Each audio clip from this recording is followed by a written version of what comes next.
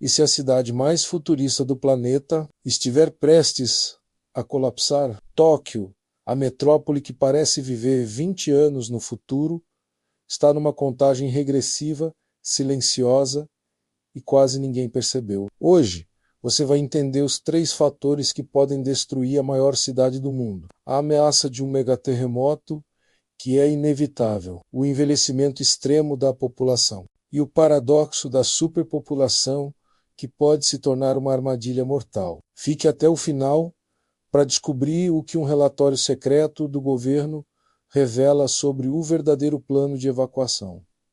Tóquio não é apenas uma cidade, é uma megalópole. Mais de 37 milhões de pessoas vivem espremidas na sua área metropolitana. Para ter uma ideia, é como se quase toda a população da Argentina vivesse em um único lugar. Imagine o que acontece quando esse gigante superpovoado enfrenta uma crise. A evacuação em massa se torna matematicamente impossível.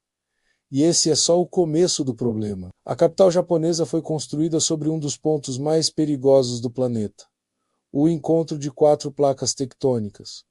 E a ciência é clara. O grande terremoto de Tóquio está atrasado. Cientistas e sismólogos japoneses não debatem se ele vai acontecer, mas quando as estimativas mais conservadoras apontam para uma probabilidade de 70% de um terremoto de magnitude 7 ou superior atingir a capital nos próximos 30 anos, mas alguns especialistas acreditam que pode ser a qualquer momento. O último grande tremor devastador em Tóquio foi em 1923. O ciclo de energia acumulada nas falhas geológicas está no seu limite máximo. E um terremoto dessa magnitude hoje não seria apenas um desastre natural. Seria um colapso em cascata. Prédios inteligentes podem até resistir ao tremor inicial. Mas e os incêndios? E os tsunamis que podem se seguir?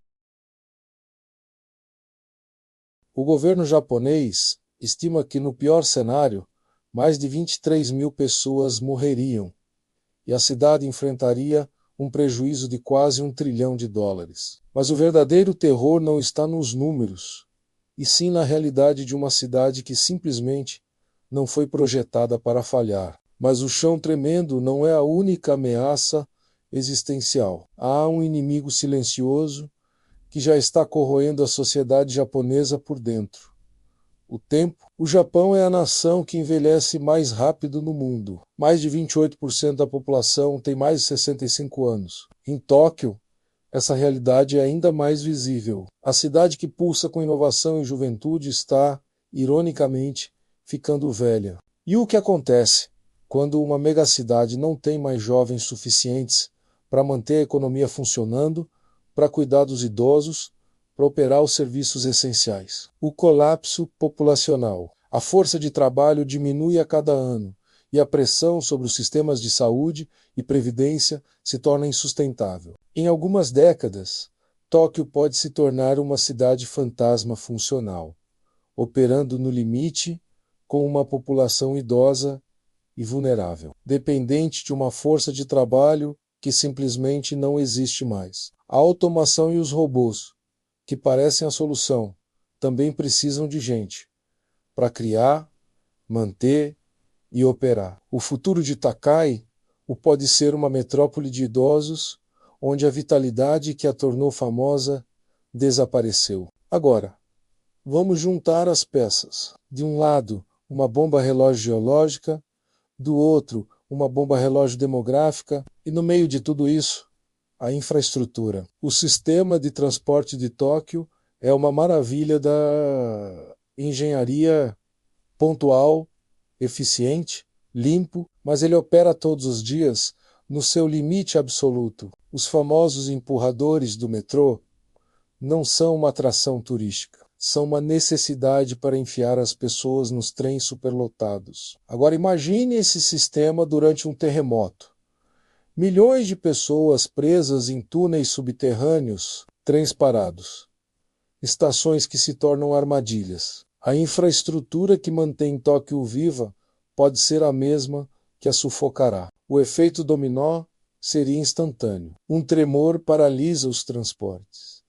A comunicação entra em colapso. O abastecimento de água, gás e eletricidade é cortado. A cidade mais conectada do mundo se torna uma coleção de ilhas isoladas e desesperadas. Cada arranha-céu se torna uma prisão vertical. Cada rua, um labirinto de caos. A ordem japonesa, tão admirada, se quebraria em questão de minutos. E aqui chegamos ao ponto mais sombrio. Durante anos, circularam rumores sobre um relatório proibido do governo. Um documento que analisava friamente a capacidade de evacuação de Tóquio em um desastre de grande escala. Recentemente, partes desses estudos vieram à tona e a conclusão é assustadora. A cidade não consegue evacuar seus milhões de habitantes. Simplesmente não há para onde ir, nem como chegar lá.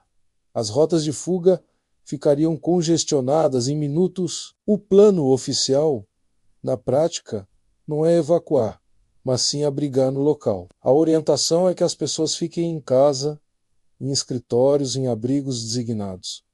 Mas o que isso significa? Significa que a estratégia é contar com a sorte, é torcer para que os prédios não desabem, que os incêndios não se espalhem, que os suprimentos não acabem. A verdade nua e crua é que em um cenário de colapso total, a cidade ficaria presa dentro de si mesma, forçada a lidar com uma catástrofe humanitária de proporções nunca antes vistas. O plano não é salvar a todos. O plano é mitigar o número de perdas, aceitando que dezenas de milhares ficarão para trás. Então, Tóquio vai acabar? Não, provavelmente não hoje, nem amanhã.